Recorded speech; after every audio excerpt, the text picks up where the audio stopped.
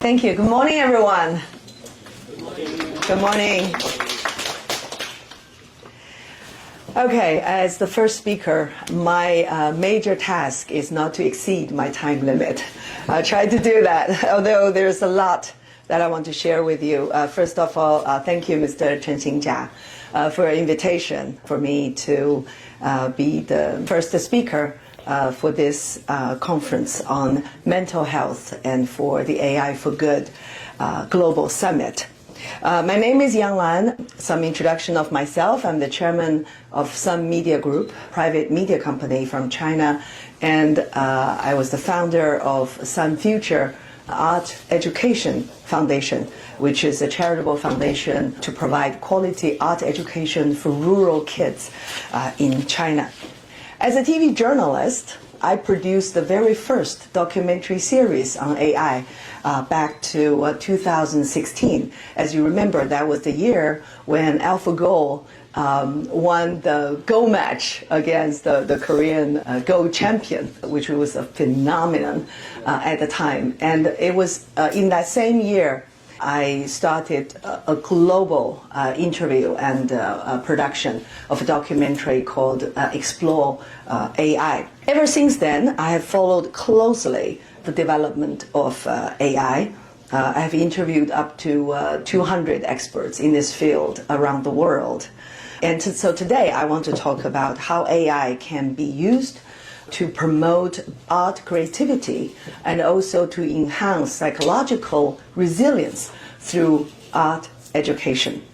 Okay, so let's start from this picture. In 2016, when I was interviewing Professor Simon Colton of Falmouth University of UK, the very southern point of UK, he demonstrated a picture that his AI software, which is entitled The Painting Fool, just created, with his prompt as draw a virtual chair. We had a very heated debate at the time. It's about originality of AI.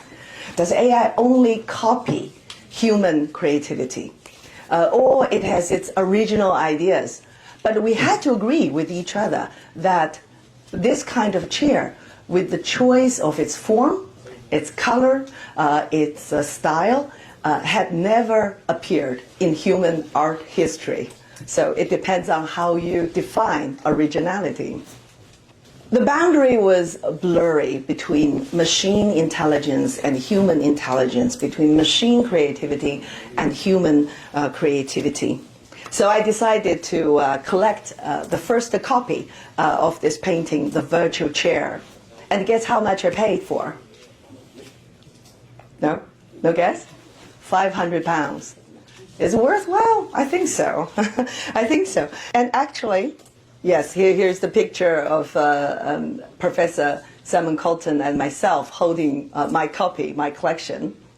And then, through the last few years, we have witnessed records breaking in auctions for AIGC works. So here we can see the portrait of Edmund de Bellamy, $430,000. And along with the emergence of large language model and generative AI, we have witnessed a flourishing of tools for creativity. Example of a painting made by human and AI together, which is called a Space Opera House with Midjourney, and also short films enabled by OpenAI Sora, which have expanded the boundary of co-creativity between human and machines.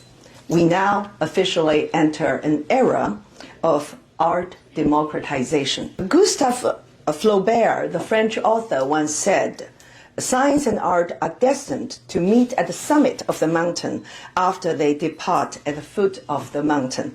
Actually, throughout human history, we have witnessed again and again that technology and arts meet together when there is, technological breakthroughs such as printing, chemical painting, cameras, gramophone, filmmaking equipment, etc., and etc. They have catalyzed new forms of art in the history of art of human beings. But I think this time AI creativity is very different, significantly different, because it does not only provide a tool for human creativity, but also it has its own kind of creativity. So, like never before, artists and scientists, designers and engineers are working so closely together.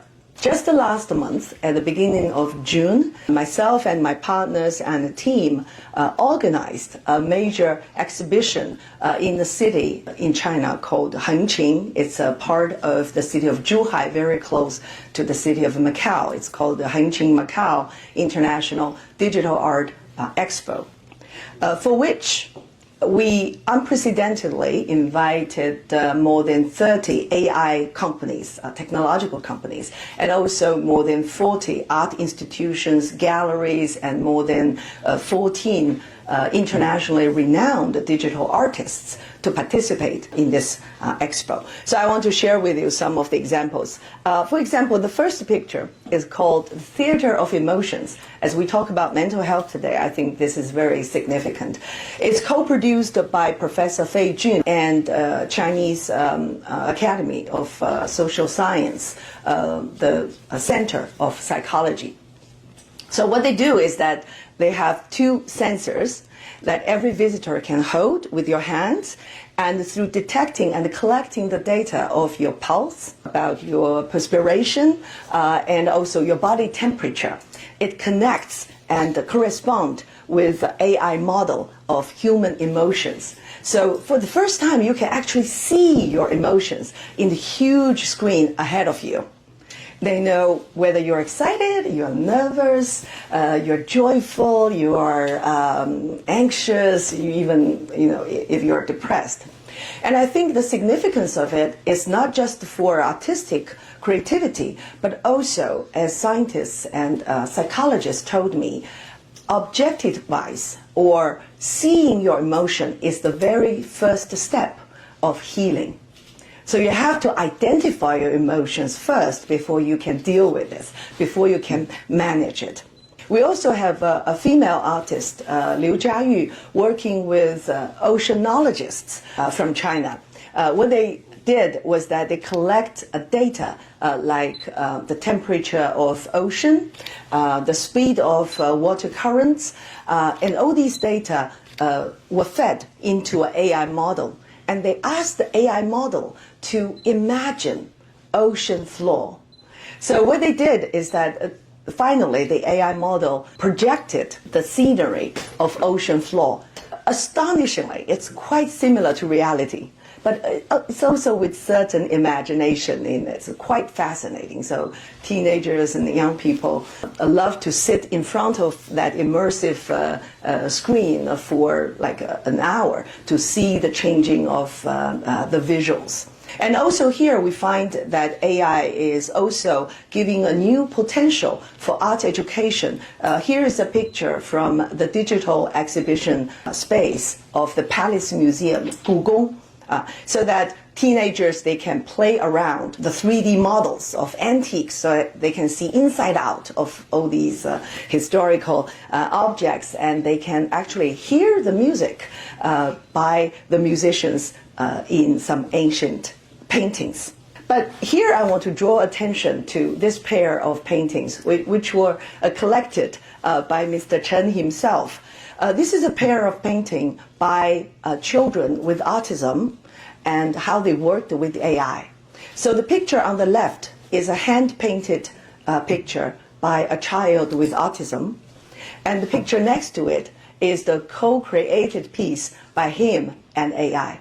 We know that children with autism sometimes feel difficult to communicate with other human beings, but they are so intuitively talented when they work with AI. And so as a pair of creation, these pictures were auctions to raise funds for charities for children in the Tibet area.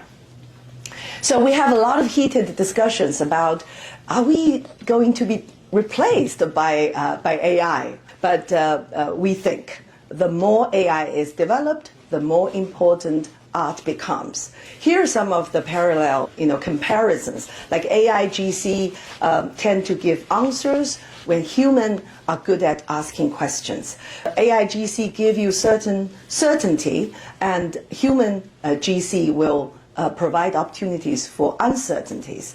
AIGC give you the most probable answer, but human, we are individualized. We have our individual voices and the projections of creativity. AIGC can be timeless, but human beings, we live in the context of time and space.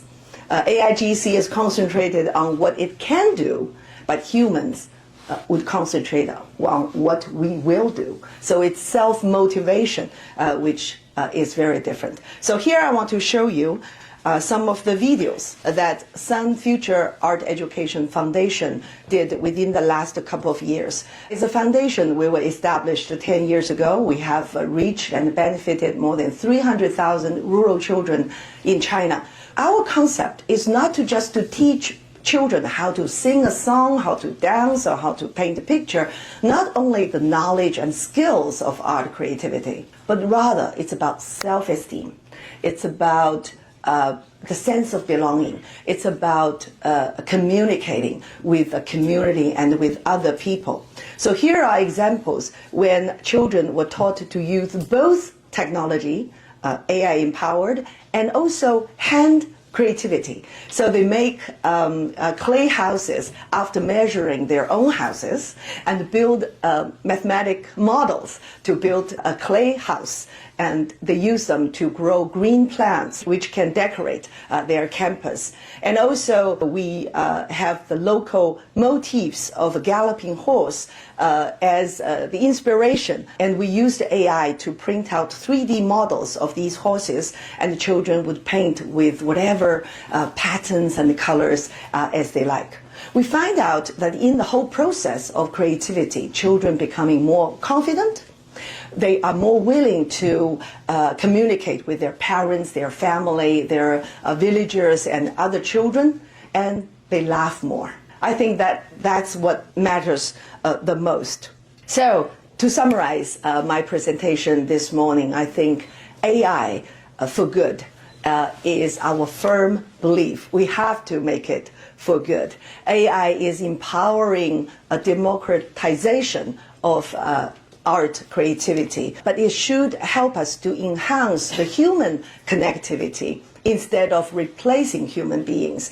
And above all, it's the purpose, it's the meaning, it's the compassion and connectivity between human beings that will make us to lead the development of AI. So I want to team up with all our partners in this room and outside to make sure that AI is for good, and we want to enhance the mental health and the psychological resilience of our next generation through our partnership. Thank you very much.